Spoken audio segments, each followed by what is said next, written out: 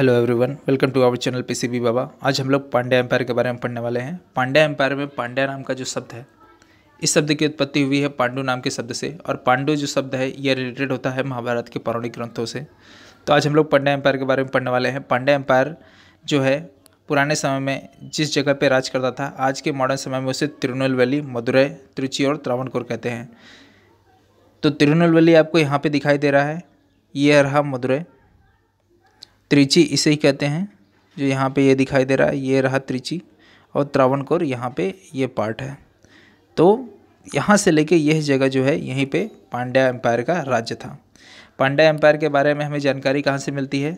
तो उसकी जानकारी हमें मेगास्थनीज, प्लिनी, ह्यून त्सांग और मार्को पोलो के लिटरेरी वर्क से मिलती है। मेगास्थनीज ने एक बुक लिखी जिसका नाम है इंडिका। तो इंडिका में पांड्या एम्पायर के बारे में जिक्र है। तो इस तरह से सबके द्वारा जितने भी लिटरेरी वर्क किए हुए थे सब में लिखा हुआ था पांड्या एम्पायर के बारे में। पांड्या एम्पायर को अच्छी तरह से समझने के लिए इसे 3 भागों में डिवाइड किया गया है: अर्ली पांड्या, फर्स्ट पांड्या और सेकंड पांड्या। तो हम लोग इन सब के बारे में एक एक करके पढ़ेंगे। आगे चलते हैं। यहाँ पर देखिए, आपको मेगास्थनीज का इमेज दिखाई दे रहा है जिन्होंने बुक लिखी थी इंडिका। ये ग्रीक एम्बेसडर थे 3rd सेंचुरी BC में, और चंद्रगुप्त मौर्य के समय में दरबार में थे। चंद्रगुप्त मौर्य जो है वो अशोका के दादाजी थे। अशोक के पिताजी का नाम बिम्बिसार था। यहाँ पे प्लिनी जो है रोमन ऑथर जिन्होंने बुक लिखी थी नेचुरलिस हिस्टोरिया। तो आगे चलते हैं। यहाँ पर देखिए और 2 जो हैं लेखक जिन्होंने लिटरेरी वर्क किया था, ह्यून त्सांग जिसको ज़ुआनज़ांग से भी नाम से भी जाना जाता है, ये चाइना के थे, और ये मार्को पोलो जो इटली से थे। अब बात करते हैं हम लोग पांड्यास के बारे में। पांड्यास जो है इनको समझने के लिए इनको 3 भागों में डिवाइड किया गया है: अर्ली पांड्यास, फर्स्ट पांड्यास और सेकंड पांड्यास। तो हम लोग अर्ली पांड्यास के बारे में चलिए पढ़ना शुरू करते हैं। अर्ली पांड्यास जो है बिलोंग करते हैं संगम एज से। संगम एज किसे कहते हैं? संगम एज जो है वह 3rd सेंचुरी BC से लेकर 3rd सेंचुरी AD के बीच के समय को हम लोग कहते हैं संगम एज। इस समय के बीच में 3 संगम समितियाँ हुई थी। फर्स्ट संगम समिति हुई थी मदुरै में, सेकंड संगम समिति हुई थी कपट्टपुरम में जो तमिलनाडु का अंतिम छोर है, जिसमें एक महत्वपूर्ण लिटरेरी वर्क हुआ था जिसका नाम है तोलकाप्पय्यम, और उसके बाद है 3rd संगम, ये भी मदुरै में हुआ था जिसमें बहुत सारे लिटरेरी वर्क हुए थे। तो यहाँ पे देखिए उसके बारे में ही लिखा हुआ है कि संगम एज के समय में बहुत सारे लिटरेरी वर्क हुए जिसको हम लोग संगम भी कहते हैं। और ये कहाँ पर ज़्यादातर हुए? ये मदुरै में हुए, क्योंकि मदुरै में 3rd संगम पे हुआ था जहाँ पे बहुत सारे लिटरेरी वर्क हुए थे। और इनका जो एम्ब्लेम था वह क्या था? वह फिश था। और जैसे ही कालभरास राइज होते हैं, उसी कालभरास क्या करते हैं? पांड्या एम्पायर के ऊपर आक्रमण कर देते हैं, जिसके वजह से जो संगम एज रहा है 3rd सेंचुरी BC से लेकर 3rd सेंचुरी AD, उसके बाद क्या होता है? कालभरास का आक्रमण होने के कारण धीरे धीरे पांड्या एम्पायर डिक्लाइन हो जाता है और गायब हो जाता है इतिहास से। और उसके बाद वह 6th सेंचुरी AD में वापस इसका उदय होता है, जिसको कहा जाता है फर्स्ट पांड्या एम्पायर। तो अर्ली पांड्या एम्पायर के बारे में कुछ और भी बातें जान लेते हैं। पांड्या एम्पायर का जो राजधानी रहा है, जहाँ पे वो रहते थे, वो रहा मदुरै। इनके समय में मोतियों का काम बहुत ही इम्पोर्टेंट था, क्योंकि यह समुद्र में मोतियों की खोज करके उन्हें निर्यात एक्सपोर्ट करने का काम करते थे। तो इस हिसाब से पर्ल का काम के लिए बहुत ज़्यादा फेमस थे पांड्यास। और इनका जो एम्ब्लेम था, प्रतीक, वह क्या था? फिश था। इनके समय में 3 संगम समितियाँ हुई थी जिसमें तमिल के बहुत सारे लिटरेरी वर्क हुए थे। जो राजा होते थे वो रेगुलर आर्मी रखते थे। आयात निर्यात इनके समय में बहुत ज़्यादा फली फूली थी। सती प्रथा, जाति प्रथा और साथ ही साथ मूर्ति पूजा इनके समय में बहुत ज़्यादा कॉमन थी। विडोज़ को बहुत बुरी तरह से ट्रीट किया जाता था। इन्होंने अपने समय में अडॉप्ट किया था वैदिक ग्रंथों को, और साथ ही साथ इनके समय में पशुओं का बलिदान और साथ ही साथ ब्राह्मणों के द्वारा धार्मिक अनुष्ठान, कर्मकांड, ये सब होते थे। इनका पावर डिक्लाइन हो जाता है कालभरास नाम के ट्राइब के द्वारा आक्रमण होने के कारण, और उसके बाद इनका फिर से उदय होता है कब? 6th सेंचुरी AD के एंडिंग में। तो चलिए हम लोग फर्स्ट पांड्या एम्पायर के बारे में पढ़ते हैं। फर्स्ट पांड्या के एम्पायर को पढ़ने के लिए इस साइड का जो पार्ट है इसको हम लोग बाद में पढ़ते हैं, क्योंकि इसके बारे में डिटेल यहाँ पे लिखा हुआ है, 2 पेज में है यहाँ पे और आगे है। इसको पढ़ने के बाद हम लोग वापस यहाँ पे आएंगे। तो चलिए स्टार्ट करते हैं। कडुंगन। कडुंगन के बारे में कहा जाता है कडुंगन जो है फर्स्ट पांड्या एम्पायर के फाउंडर थे। इन्होंने पल्लवा किंग जिसका नाम रहा शिव विष्णु, इनकी मदद से कालभरास को बुरी तरह से क्रश कर देते हैं, ख़त्म कर देते हैं, और जिसके कारण साउथ इंडिया में एक नई युग का जन्म होता है जो होते हैं फर्स्ट पांड्या एम्पायर। और इसके कारण ही कडुंगन को एक टाइटल दिया जाता है पांड्याधिराज। इनका कैपिटल रहा मदुरै इनके समय में, और इसके बाद इनको सक्सीड करते हैं मारावर्मन अवनी सुलेमानी जो इनके बेटे होते हैं। इनके समय में कोई महत्वपूर्ण इवेंट नहीं होता है, शासनकाल 620 से लेकर 645 AD। इसके बाद इनके बेटे आते हैं शेलिया शेंडान, जिनका एक और नाम रहता है जयंत वर्मन। इनका शासनकाल 654 से लेकर 670 AD तक। यह इसीलिए जाने जाते हैं क्योंकि इन्होंने अपने समय में केरला को कैप्चर किया था। और इसके बाद इनके बेटे इनको सक्सीड करते हैं, जिनका नाम होता है मारावर्मन अरिकेसरी परनकुसन। तो अरिकेसरी परनकुसन जो हैं, इनके बारे में देखिए यहाँ पे लाल अक्षरों में नाम आया है। अरिकेसरी के समय में क्या होता है कि इनके ऊपर जो है चेराज और पल्लव दोनों केरला को पाने के लिए, क्योंकि पल्लव जो केरल होता है, केरल जो है पहले से ही चेराज का कंट्री होता है, जिसको जीत लेते हैं अरिकेसरी मारावर्मन के पिताजी। तो अरिकेसरी मारावर्मन के समय में जो केरला होता है उसके ऊपर दो लोग का आक्रमण होता है, दो वंशों का, और वे होते हैं चेरा डायनेस्टी और दूसरे होते हैं पल्लव डायनेस्टी। तो बार बार आक्रमण होने के कारण ये क्या करते हैं, अलायंस कर लेते हैं किससे, चालुक्यास के साथ में। चालुक्यास के साथ में ये अलायंस कर लेते हैं। अलायंस का मतलब होता है कि अगर चालुक्यास के ऊपर कोई आक्रमण करेगा तो पांड्या उससे सपोर्ट करेगा, और अगर पांड्यास के ऊपर कोई आक्रमण करता है तो चालुक्य उसे सपोर्ट करेगा। तो ये होता है अलायंस। तो ये अलायंस बना लेते हैं चालुक्यास के साथ में। और इसके साथ में जो अरिकेसरी मारावर्मन है, ये अपने पूरे शासनकाल में केरलास को संरक्षित पैट्रोनेज किए रहते हैं, उसको संरक्षण दिए रहते हैं, उसे प्रोटेक्ट किए रहते हैं।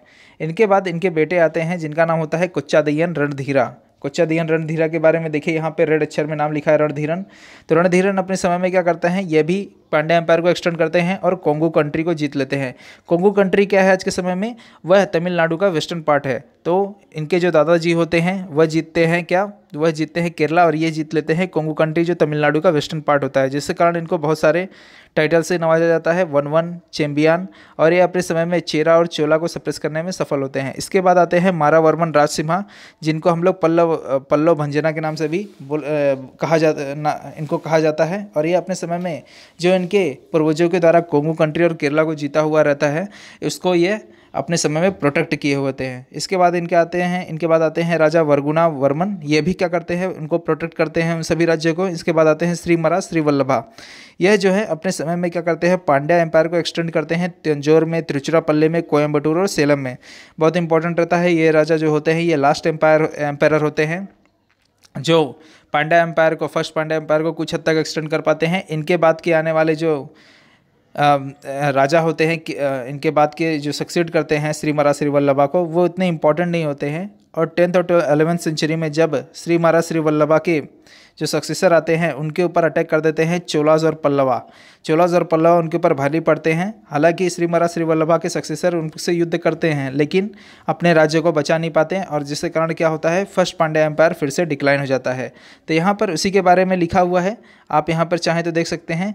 पांड्या किंग जो है कडुंगुन थे, ये क्या करते हैं, ये ओवरथ्रो करते हैं किसको, कालभारास को, और फाइंड करते हैं फर्स्ट पांड्या डायनेस्टी को। इनके समय के इंपॉर्टेंट जो रहते हैं अरिकेसरी मारावर्मन, इसके बाद रणधियान जो इनके बेटे होते हैं, मारावर्मन राजसिम्हा, वर्गुना, श्रीमरा श्रीवल्लभा लास्ट राजा। इसके बाद क्या होते हैं, जो सक्सेसर होते हैं कमजोर होते हैं।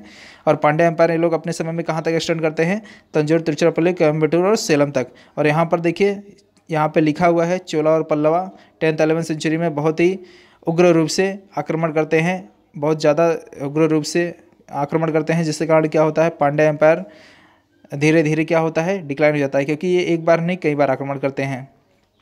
तो आगे चलते हैं। यहाँ पे देखिए जो जगह कवर किया हुआ होता है, केरला के अलावा यहाँ पे सारे इमेज आपको दिखाई दे रहे हैं जो फर्स्ट पांड्या एम्पायर के द्वारा कवर किया हुआ है। इसके बाद आते हैं हम लोग सेकंड पांड्या एम्पायर के ऊपर। सेकंड पांड्या एम्पायर के बारे में देखिए क्या लिखा है। 13th सेंचुरी के बिगिनिंग में क्या होता है, जो चोलास होते हैं, चोलास जो हैं वो पांड्या एम्पायर के सारी जगहों पर अपना कब्जा जमाए होते हैं, और जो है पांड्या एम्पायर को बनाए होते हैं अपना फ्यूडेटरी, सामंत बनाए होते हैं, अपने से छोटा बनाए होते हैं, जिसको कहते हैं जमींदार। तो 13th सेंचुरी के बिगनिंग में क्या होता है कि जो चोलाज होते हैं वह धीरे धीरे क्या होते हैं, कमज़ोर पड़ने लगते हैं, जिसके कारण क्या होते हैं, जो पांड्या एम्पायर होते हैं वह उनसे अलग होकर अपना खुद का साम्राज्य बना लेते हैं, या फिर अपने आप को राजा घोषित कर देते हैं। और इसके कारण क्या होता है कि पांड्या एम्पायर के समय में वहाँ पे उस समय में 2 राजा बनते हैं जो अपने आप को राजा घोषित करते हैं, जिनका नाम होता है विक्रम पांड्या और वीरा पांड्या। और ये दोनों क्या करते हैं, आपस में ही युद्ध कर लेते हैं। हालांकि विक्रम पांड्या को सपोर्ट मिलता है कोलाटुंगा थर्ड का, जिसकी वजह से क्या करता है, वीरा पांड्या को किल कर देता है और पूरी जगह पे अपना साम्राज्य स्थापित कर लेता है, खास करके मदुरै पे।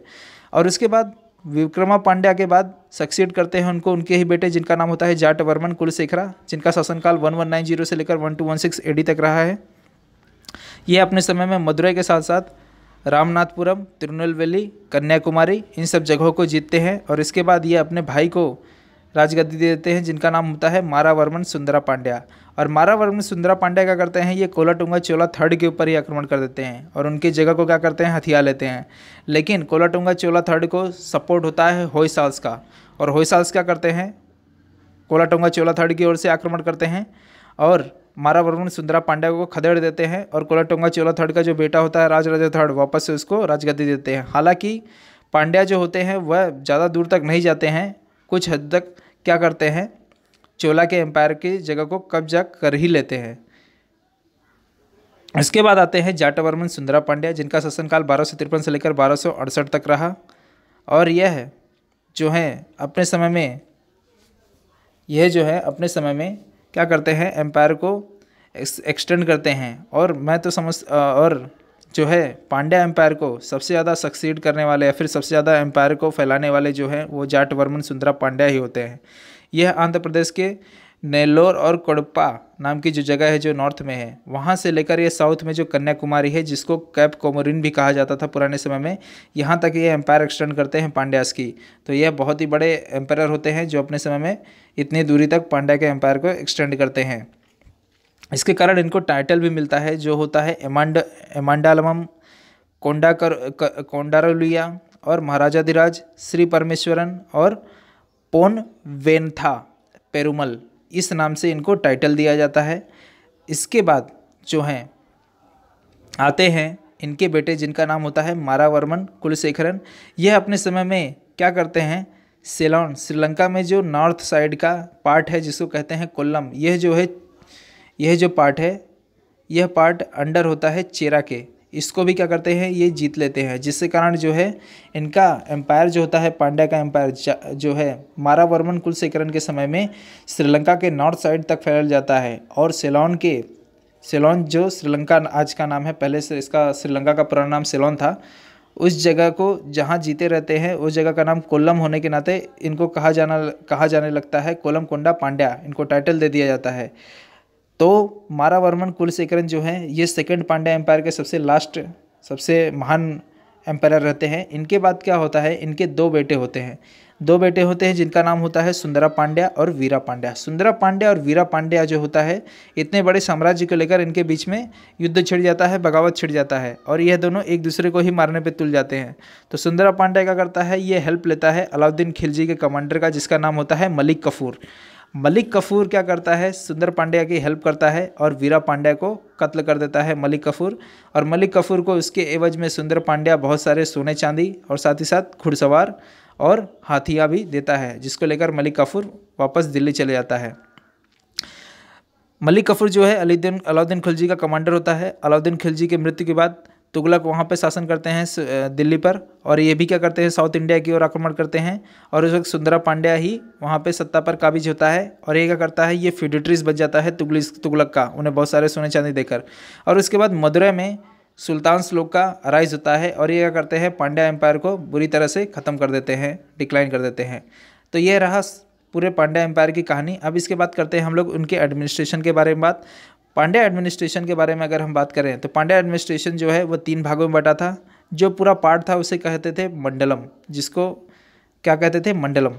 मंडलम के अंडर आता था वलंदूस और वलंदूस के अंडर आता था उर्स। इसको अगर आज के आधुनिक समय से हम कंपेयर करें तो मंडलास को राज्य कहते हैं आज के समय पे और वलंदूस को कहते हैं तहसील। क्या कहते हैं, तहसील। और उर्स को कहते हैं आज के समय में गाँव। इनके समय में देखिए राज्य के बाद जिला आता है, लेकिन जिला इनके समय में यह पार्ट गायब था। इनके समय में राज्य के बाद डायरेक्ट तहसील आता था और तहसील के बाद डायरेक्ट गांव। तो इनको 3 पार्ट में डिवाइड किया गया था, मंडलम के बाद वलंदूस। देखिए मंडलम के बाद वलंदूस के बाद उर्स। तो यहाँ पर जो है जो राजा होता था, राजा को 2 लोग सपोर्ट करते थे इनके कार्यभार को संभालने के लिए। एक तो मिनिस्टर होता था और दूसरा आर्मी चीफ होता था जो पूरे काम की देखरेख करता था। और इसके अलावा जो विलेज होता था, विलेज के ऊपर जो तहसील होती थी, तहसील से क्या करते थे, स्पेशल ऑफिसर्स अपॉइंट किए जाते थे तहसील में, और वे क्या करते थे, पूरे विलेज के ऊपर, तहसील के अंदर बहुत सारे विलेज होते थे जिसको स्पेशल ऑफिसर क्या करता था, उसकी देख रेख करता था। और विलेज में क्या होता था, विलेज में एक अलग प्रकार के एडमिनिस्ट्रेशन को अपॉइंट किया जाता था, जिनका नाम होता था वरियम्स। वरियम्स का मतलब होता है एग्जीक्यूटिव कमेटी, जिसको कहते हैं कार्यकारी समिति, जिनको 5 भागों में बांटा गया था, जिनके नाम आपको यहाँ पर देखने मिलेंगे। पहले का नाम है अर्निलया वरियम। देखिए मैं पेन से इसलिए नहीं कर रहा हूँ क्योंकि पेन से करूँगा तो आपको नाम नहीं दिखाई देगा। यहाँ पे लोकल सेल्फ गवर्नमेंट में देखिए आपको दिखाई देगा वरियम्स, नेमली अर्निलया वरियम, निर्नलई वरियम, ननन्या वरियम, वरिथंडल वरियम और निधि वरियम। इसमें पहला जो है अर्निलया वरियम, इसका मतलब होता है कि एक साल में एक बार मीटिंग होती थी, जिसमें गांव में अगर कोई कमी पड़ जाती थी या फिर क्या चाहिए गांव वालों को, उसके बारे में बातें होती थी। उसके बाद आता है निर्निलय वरियम। निर्निलय वरियम जो है वह जो है सिंचाई से संबंधित होती थी। इसमें गांव में जो खेती होती थी उसमें पानी की जो कमी हो उसको कैसे आपूर्ति की जाए, वह बातें होती थी इस समिति में। उसके बाद आता था ननन्या वरियम, इसमें जो है न्याय के काम को देखा जाता था। और उसके बाद आता है वरिथंडल वरियम। वरिथंडल वरियम जो है यह अनाज, जो गेहूं अनाज ये सब उगते थे किसानों के द्वारा, उसकी देखरेख, उसकी निगरानी और उसके कर जो राजा को दिए जाते थे उससे रिलेटेड ये वरियम था, ये एग्जीक्यूटिव कमेटी थी। उसके बाद आता है निधि वरियम, यह जो वेल्थ से रिलेटेड यह जो समिति थी निधि वरियम, ये वेल्थ से रिलेटेड थी, धन से रिलेटेड ये समिति होती थी। तो ये रही इनके एडमिनिस्ट्रेशन के बारे में बात। अब आगे चलते हैं ऑक्यूपेशन में। ऑक्यूपेशन जो है पांड्या एम्पायर के समय में 2 थे, एक तो एग्रीकल्चर और दूसरा जो था वह मोती का काम करना। मोती जो है, मोती इनको 2 पोर्ट से 2 बंदरगाहों से प्राप्त होती थी। एक तो होता था कोरकई और दूसरा जो होता था वो होता था थोंडी। आपको मैं यहाँ पे दिखा दूँ, देखिए इस इमेज में अगर आप नीचे साइड में देखें तो कोरकई और थोंडी नाम के 2 पोर्ट आपको दिखाई देंगे, जहाँ से ये लोग मोतियों को पाते थे और इसको पूरे वर्ल्ड में एक्सपोर्ट करते थे। याद रखिएगा, पांड्या समय का जो पर्ल या फिर मोती होती थी वह पूरे वर्ल्ड में फेमस होती थी। और पांड्या के समय में बहुत सारे महत्वपूर्ण लिटरेचर हुए। जो लिटरेचर आपको पढ़ना है तो पढ़िए, ये ज़्यादा इंपॉर्टेंट नहीं है। अगर आपको पढ़ना है तो एक बार प्लीज़ इसे देख सकते हैं, कोई ऐसी बात नहीं है। तो हम लोग आगे चलते हैं आर्ट एंड आर्किटेक्चर में। आर्ट एंड आर्किटेक्चर में देखिए इंपॉर्टेंट क्या बातें हैं। आर्ट एंड आर्किटेक्चर में जो ध्यान देने लायक बात है कि जो आर्ट एंड आर्किटेक्चर में पांड्या एम्पायर के समय में जो मंदिर बनते थे उसमें बहुत सारे इंपॉर्टेंट चीज़ें होती थी, जैसे गोपुरास, प्रकारास, विमनास, गर्भगृह और गेटवेज। तो इनके बारे में हम लोग समझते हैं। देखिए पांड्या एम्पायर के समय में जो मंदिर बनते थे वो द्रविड़ स्टाइल में टेम्पल बनते थे। मैंने अपने वीडियो में द्रविड़ स्टाइल और नगरा स्टाइल, पांड्या जो भारत में कितने टाइप के टेम्पल बनते थे उसके बारे में मैंने वीडियो बनाया है, आप जाके उसे देख सकते हैं। तो साउथ इंडिया में द्रविड़ स्टाइल के टेम्पल बनते थे, जिसमें पांड्या के समय में जो चीज़ें बनाई गई हैं उसके बारे में हम लोग पढ़ते हैं। देखिए इसमें लिखा है गोपुरास। गोपुरास जो होता था वो मंदिर का एंट्रेंस गेट होता था, जो यहाँ पर आपको देखिए मैंने गोल सर्कल में किया है, गोपुरास एंट्रेंस गेट होता था। प्रकारास जो है वह क्या होता था, ये जो मंदिर है, मंदिर के चारों ओर क्या करते थे, अगर चक्कर लगाना हो, परिक्रमा करनी हो तो उसके लिए जगह बनाई गई थी जिसे कहते थे प्रकारास। और इसके अलावा क्या था, मंदिर में विमान बना था। विमान क्या होता है, जैसे देखिए ये मंदिर है, मंदिर के ऊपर ट्रायंगल रूप में जो ये यहाँ पे ये दिखाई दे रहा है आपको, इसे हम लोग क्या कहते थे, इसे विमानास कहते थे। और इसके अलावा गर्भगृह, गर्भगृह क्या होता है, गर्भगृह जो होता है यह मंदिर में जहाँ पे मूर्तियाँ रखी होती थी उस मूर्ति को हम लोग उस मूर्ति के ऊपर एक घर बना होता था और उस घर को हम लोग कहते थे गर्भगृह। गर्भगृह को इंग्लिश में क्या कहते हैं, इंग्लिश में कहते हैं सैंक्टम सैंक्टोरम। और इसके अलावा गेटवेज होता था। गेटवेज क्या होते थे, गेटवेज के बारे में आपको बता दूं, मंदिर के आगे होते थे मंडप। यहाँ पे देखिए मंडप आपको दिखाई दे रहा है और ये मंडप 2 पार्ट में बटे होते थे, अर्ध मंडप और महामंडप। तो ये जो अर्ध मंडप और महामंडप होते थे, तो अर्ध मंडप क्या होते थे, ये गेटवे होते थे। ये क्या है, ये एंट्रेंस गेट है और यहाँ पे क्या होता था, जैसे आप एंटर करते थे तो ये क्या कहलाता था, गेटवेज।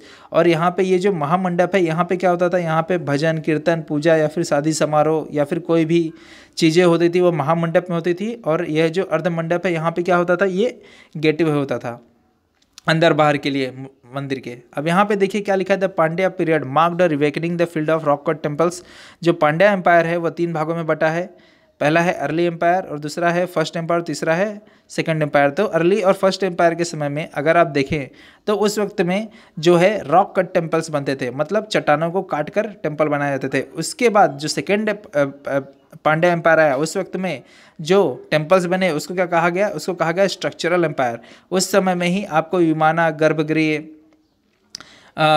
गोपुरम, मंडपम, यह सब दिखाई देता है। लेकिन जब रॉक कट टेम्पल से उस वक्त में देखिए यहाँ पे एक मैंने एग्जांपल दिया है जो कन्नकुड्डी से ये कन्नकुड्डी में टेम्पल बनाया गया है जो चट्टानों काट कर बनाया गया। आप अगर इसको ध्यान से देखें तो इसमें आपको मंडप नहीं दिखाई देंगे, आपको यहाँ पे विमाना नहीं दिखाई देगा जो ट्रेंगल में बना होता था, यहाँ पे आपको गोपुरम नहीं दिखाई देगा, बस सिंपल सादे में बना दिया जाता था। तो रॉक कट टेम्पल्स जो है ये आपको अर्ली पांड्यास और फर्स्ट पांड्यास के स्टार्टिंग में दिखाई देंगे। फर्स्ट पांड्यास से क्या होता है, डेवलपमेंट होता है, गोपुरम बनता है, विमानास बनते हैं, मंडपम बनते हैं, परिक्रमा करने के लिए जगह बनती है, बगल में जलाशय कुंड बनते हैं, गर्भगृह बनते हैं। तो यहाँ पर देखिए ये जो जगह आपको नाम दिखाया गया है, ये नाम पे क्या है, रॉक कट टेम्पल्स बने हैं, जो 50 से भी ज़्यादा रॉक कट टेम्पल्स बने हैं जो पांड्या एम्पायर के इतिहास को बयान करते हैं। उसके बाद जो है स्ट्रक्चरल टेम्पल बनते हैं, जो जिस जगहों पर लिखा है, जिस जगहों पर रॉक कट स्ट्रक्चरल टेम्पल बने हैं जिसमें गोपुरम, परिक्रमास करने के लिए जगह, जलाशय,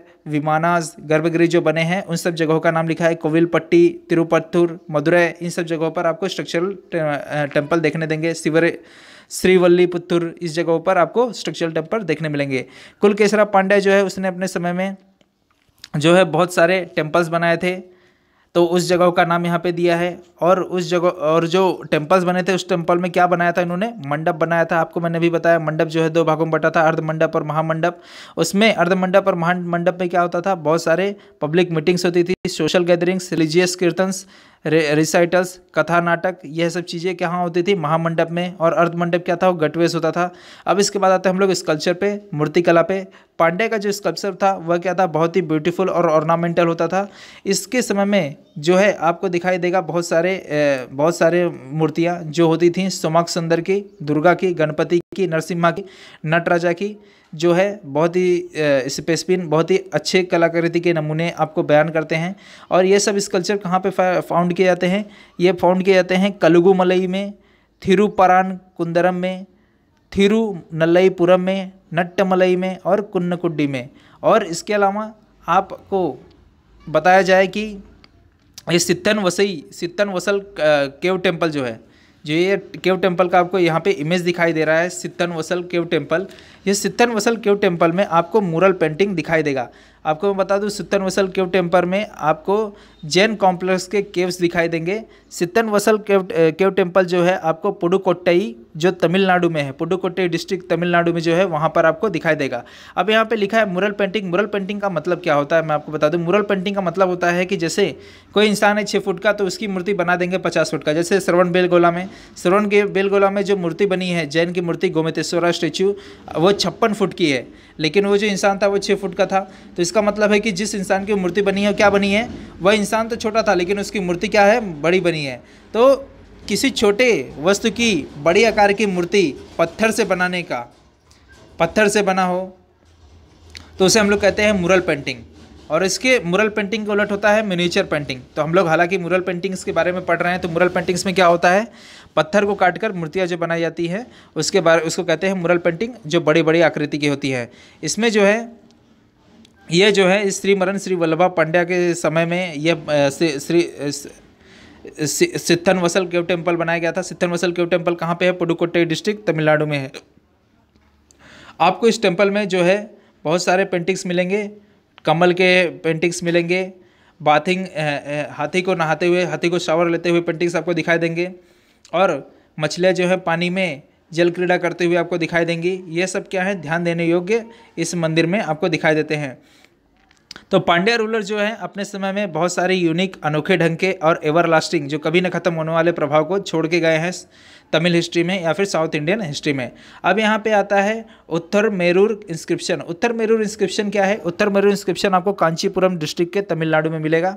कांचीपुरम डिस्ट्रिक्ट जो तमिलनाडु में है वहाँ पर उत्तर मेरूर इंस्क्रिप्शन है, शिलालेख है। उसमें देखिए क्या लिखा गया है, उसमें लिखा गया है कि अगर कोई सभा का मेंबर बनना चाहता है, सदस्य, जो राजा के द्वारा सभा होती थी उसमें अगर कोई सदस्य बनना चाहता है तो उसके लिए क्या अर्हताएं या फिर योग्यताएं होनी चाहिए। पहली योग्यता थी कि वो उसे हॉनेस्ट होना चाहिए, ईमानदार होना चाहिए, पांड्या एम्पायर के समय का है। और साथ ही साथ जो लैंड ऑनर होते थे उनसे अगर आप लैंड ऑनर कनेक्ट करते हैं तो ईमानदारी से उसको सभा में दें। और उनका एज जो है 35 से लेकर 70 के बीच में होना चाहिए। और उनको वेदास के बारे में बहुत ही अच्छा ज्ञान होना चाहिए और सभा के बारे में उनको सभा के बारे में काम कैसे होते हैं इसके बारे में उनको नॉलेज होना चाहिए। अगर किसी भी सदस्य को दोषी पाया जाता था तो उसको बहुत ही बुरी तरह से पनिश किया जाता था और उसके अलावा उसको फिर कभी भी इलेक्शन में या फिर सभा का सदस्य चुनित नहीं किया जाता था। तो यह इसके बारे में लिखा हुआ है उत्तर मेरू इंस्क्रिप्शन में। अब लास्ट पार्ट देखते हैं, लॉस्ट वैक्स टेक्निक जो लिखा हुआ है। लॉस्ट वैक्स टेक्निक जो है वो चोलास के द्वारा यूज़ किया जाता था। ये बहुत ही इंपॉर्टेंट है, बहुत सारे एग्जाम में पूछ लिया जाता है। लॉस्ट वैक्स टेक्निक के बारे में देखिए, यहाँ पे एक इमेज दिया हुआ है। लॉस्ट वैक्स टेक्निक में क्या होता था, वैक्स का एक मूर्ति बनाया जाता था। जैसे किसी की मूर्ति बनाई जानी हो, लॉस्ट वैक्स टेक्निक होता क्या उसके बारे में बतलाया जा रहा है। लॉस्ट वैक्स टेक्निक में जैसे किसी की मूर्ति बनाई जानी है तो पहले क्या करेंगे, उसकी मोम की मूर्ति बनाएंगे। क्या करेंगे, मोम की मूर्ति बनाएंगे, फिर उसके ऊपर खड़िया मिट्टी से लिप कर देंगे। किससे, खड़िया मिट्टी से लिप कर देंगे और उसको सूखने के लिए रख देंगे। जब खड़िया मिट्टी क्या होती है, एकदम पत्थर के रूप में कन्वर्ट हो जाती है, मजबूत हो जाती है, तो उसमें क्या करते हैं, खड़िया मिट्टी का जब मोम के ऊपर लेप किए रहते हैं तो उसी वक्त में क्या करते हैं, खड़िया मिट्टी में होल बना के उसको सूखने के लिए रख देते हैं। जब वो बुरी तरह से सूख जाता है तो फिर उस खड़िया मिट्टी को क्या होता है, खड़िया मिट्टी जब एकदम पत्थर के जैसा हो जाता है तो फिर उसे क्या करते हैं, हीट करते हैं। हीट करने के कारण क्या होता है, खड़िया मिट्टी टूटती नहीं है और उसके अंदर का जो मोम होता है, जो मोम की मूर्ति बनी होती है, वह क्या होती थी, वह पिघल कर बाहर आ जाती थी। पिघल के जब बाहर आ जाती थी तो फिर क्या करते थे, उसके अंदर ब्रॉन्ज की मूर्ति बनाने के लिए क्या करते थे, ब्रॉन्ज को पिघला देते थे। जो ब्रॉन्ज होता था वह क्या होता था, वह मिक्स मेटल होता था। उसको पिघला कर फिर क्या करते थे, वो जो खड़िया मिट्टी के अंदर से वैक्स को पिघला कर निकाला गया है तो उसके अंदर जो होल बना है उसमें क्या करते थे, ब्रॉन्ज मेटल को मेल्ट करके पिघला कर उससे क्या करते थे, उसमें पोर कर देते थे। जिससे कारण क्या होता था, क्ले के अंदर क्या होता था, जो आकृति होती थी मोम की, उस तरह की आकृति ले लेती थी वह खड़िया मिट्टी के अंदर वह मूर्ति। और वह मूर्ति को फिर क्या किया जाता था, क्ले को धीरे धीरे तोड़कर आराम से निकाला जाता था और फिर ब्रॉन्ज की मूर्ति तैयार हो जाती थी। तो इसी को ही लॉस्ट वैक्स टेक्निक कहा जाता था। आपको यहाँ पे दिखाई दे रहा है इमेज में, यहाँ पे देखिए, पहले वैक्स की मूर्ति बनाई गई, फिर वैक्स की मूर्ति के ऊपर क्या किया गया, खड़ी मिट्टी का लेप लगाया गया। खड़िया मिट्टी का लेप लगाने के बाद क्या किया गया, उसको बांधा गया। बांधने के बाद देखिए यहाँ पर आपको पूरा बांधते हुए दिखाया गया है। फिर यहाँ पे देखिए पूरे अच्छी तरह से बांध के रख दिया गया है। देखिए यहाँ पे क्या किया गया है, यहाँ पे नीचे देखिए होल किया गया है। होल करने के बाद फिर क्या किया गया है, यहाँ पे देखिए इसमें किया गया है क्या, लॉस्ट वैक्स टेक्निक में ब्रॉन्ज को एकदम हीट करके क्या कर दिया गया है, मोम को निकाल दिया गया है। निकालने के बाद फिर क्या किया गया है, इसमें ब्रॉन्ज को धीरे धीरे मेल्ट करके पिघला कर डाल रहे हैं। डालने के बाद देखिए यहाँ पर ब्रॉन्ज की मूर्ति तैयार हो गई। फिर बाद में यहाँ पे खड़िया मिट्टी को तोड़ देते हैं। फिर बाद में लास्ट में देखिए ब्रॉन्ज की मूर्ति एल में तैयार हो जाती है। तो यहाँ पर देखिए मूर्ति के द्वारा बतलाया गया है कि ब्रॉन्ज की मूर्ति कैसे तैयार होती थी। तो यही लॉस्ट वैक्स टेक्निक था और ये पांड्या के बारे में पूरी कहानी आपके सामने रही। तो आपके लिए ये अगर लेक्चर यूजफुल रहा तो please like share and subscribe. मिलेंगे अगले लेक्चर में किसी और के